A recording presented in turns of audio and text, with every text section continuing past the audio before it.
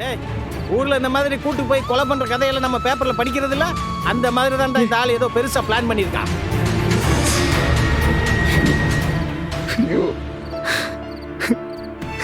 டேய் டேய் அழாதடா. டேய் அதெல்லாம் ஒன்றும் ஆயிருக்காதுடா.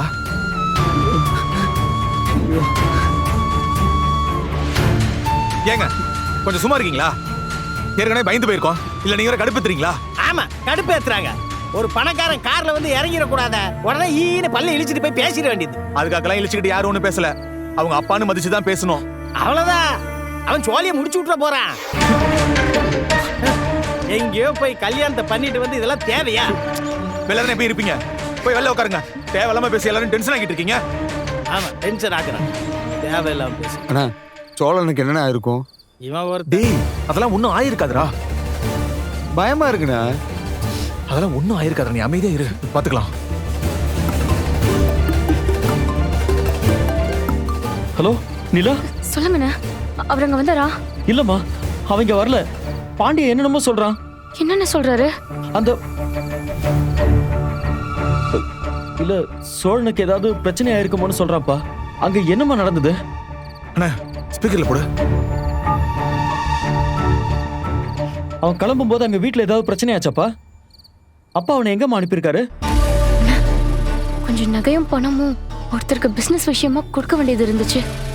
காலையில என்னோட அண்ணன் தான் அதை எடுத்துட்டு போறதா இருந்தது. ஆனா கடைசி நிமிஷத்துல அண்ணனால போக முடியாத சூழ்நிலை. சரின்னு சோழன் கிட்ட கொடுத்து விட்டாங்க. இவரும் நம்ம வண்டியில தான் எல்லாத்தையும் எடுத்துட்டு போனாரு. ஆனா இப்போ வண்டியோட சோழனையும் காணும்னு எல்லாரும் சொல்றாங்க. என்னது காணுமா? அது கூட பரவாயில்லண்ண. வீட்டுல எல்லாரும் அவர்தான் பணத்தையும் நகையும் எடுத்துட்டு போயிட்டாருன்னு சொல்றாங்கண்ண. ஐயோ சோழன் அப்படிலாம் செய்ய மாட்டான்ப்பா. அவனை பத்தி உனக்கே தெரியும்ல. அவன் அப்படிப்பட்ட ஆளெல்லாம் இல்ல நிலா. அண்ணா எனக்கும் அதெல்லாம் தெரியும்ண்ண. சோழன் அப்படிலாம் பண்ண மாட்டாருன்னு நானும் இங்க சொல்லிட்டு தான் இருக்கேன். ஆனா இவங்க நம்பவே மாட்டேங்கிறாங்களே.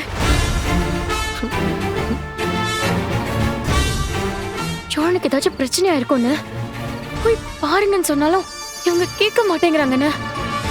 சோழன் தான் பணம் நகை எல்லாத்தையும் எடுத்துட்டு போயிருப்பாரு. அவர் தான் எல்லாத்தையும் திருடிட்டாருன்னு என்னென்னமோ சொல்றாங்கண்ணே. சோழன் வந்தாதான்னு இதெல்லாம் சரியாகும்.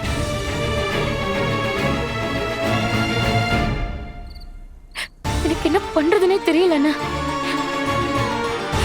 இவங்க கிட்ட என்ன சொல்லி நம்ப வைக்கிறதுன்னு தெரியல. ரொம்ப குழப்பமா இருக்குண்ணே. நிலா, அண்ணா நான் திரும்ப கூப்பிடுறேண்ணே. கண்டிப்பா கூப்பிடுறேன். உங்களுக்கு ஏதாச்சும் தெரிஞ்சா கூட கால் பண்ணுங்க. சரிப்பா.